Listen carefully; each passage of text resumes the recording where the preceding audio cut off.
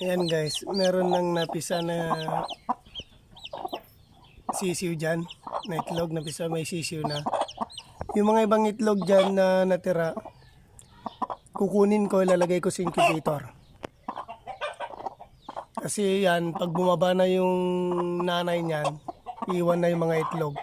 At konting panahon na lang kailangan niyan para mamisa.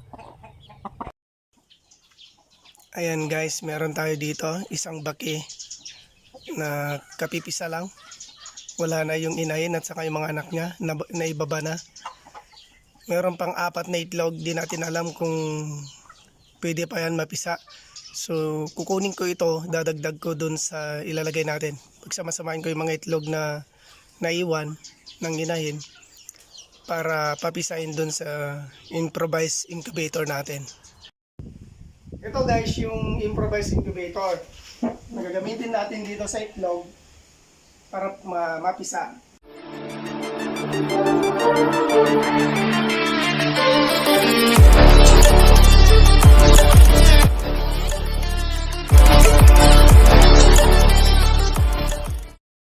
Ito guys yung improvised incubator.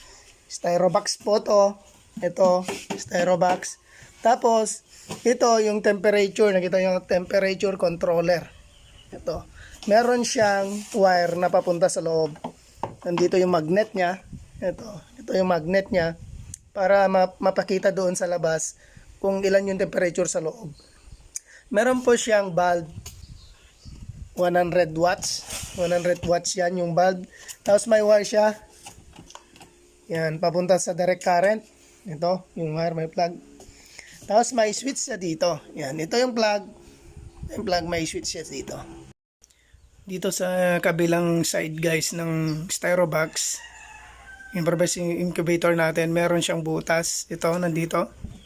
Para lumabas yung ibang hangin dun sa loob. Para hindi lumampas sa 37.5 yung temperature. Kailangan na natin ng tray guys. May improvised tray din kaming ginawa. Ito na siya. Paglalagyan ng itlog doon sa loob ng styrobox natin, yung incubator natin. Kailangan din natin ng bowl. Ito yung bowl na may tubig. Yan, clean water. Lagay din natin yan sa loob ng incubator natin. Bago natin ilagay yung itlog sa incubator, kailangan nating linisin ito. Gagamit tayo ng disinfectant or antiseptic. Yan, hydrogen peroxide po ginamit ko. At saka meron dapat tayong pamunas ng itlog. Ito yung bulak. Ngayon guys, lilinisin na natin yung itlog.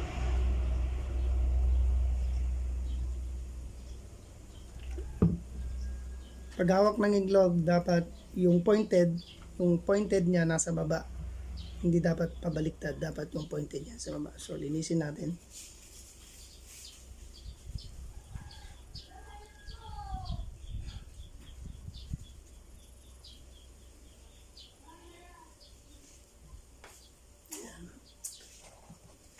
So, ganun din, yung pointed niya nasa baba.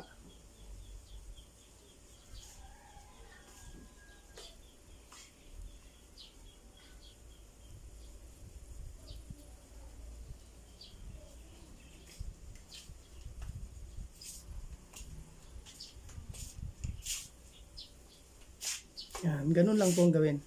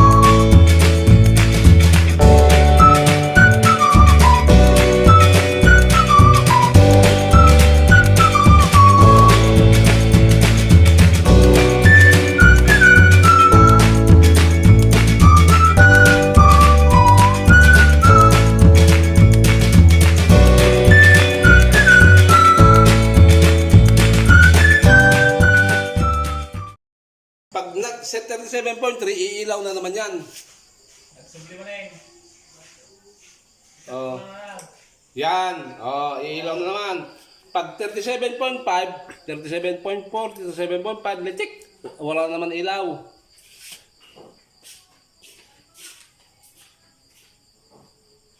Oh, 37.5. Ano na naman yan? Oh, patay na naman. Yan.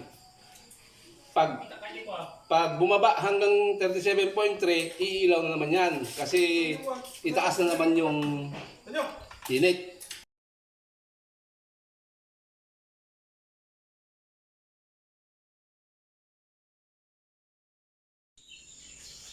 So guys, maaga tayong nagising para i-roll na naman natin yung itlog.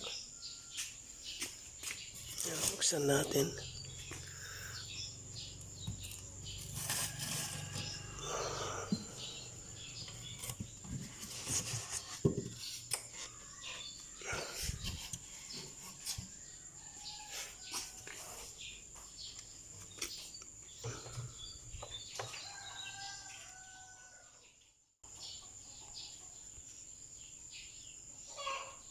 Ano natin ng itlog.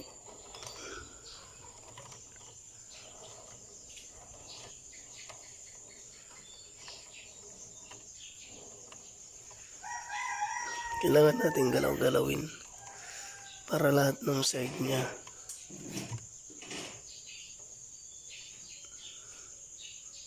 mainitan para proportion yung init.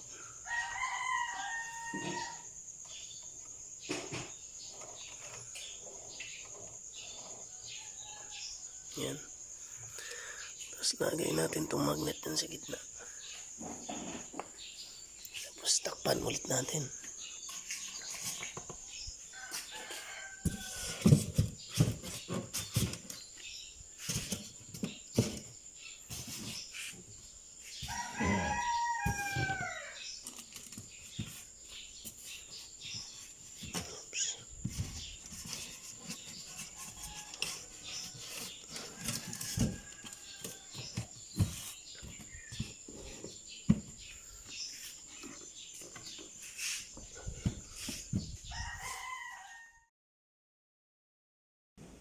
Ganito guys. Yan, malapit na siyang lalabas. Meron pa siya isa doon, no? Yung butas na siya.